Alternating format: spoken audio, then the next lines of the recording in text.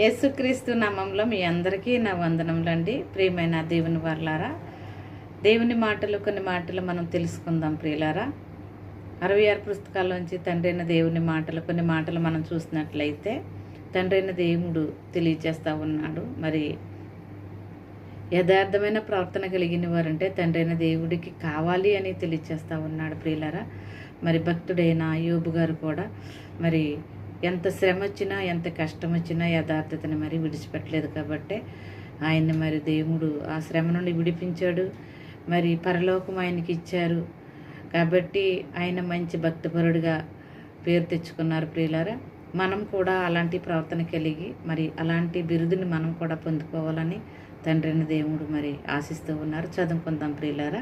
కీర్తనల గ్రంథము 15:2 వచనం మనం చూసినట్లయితే మరి ఇక్కడ యథార్థమైన ప్రవర్తన కలిగి నీతిని అనుసరించచ్చు హృదయపూర్వకముగా నిజము పలికివాడే దేవుడికి కావాలని తెలియచేస్తూ ఉన్నాడు. మరలా చదువుతున్నాను. యథార్థమైన ప్రవర్తన కలిగి నీతిని అనుసరించచ్చు హృదయపూర్వకముగా నిజము పలికివాడే మరి తండ్రి అయిన దేవుడికి కావాలి అని దేవుడు మనకి తెలియచేస్తూ ఉన్నాడు.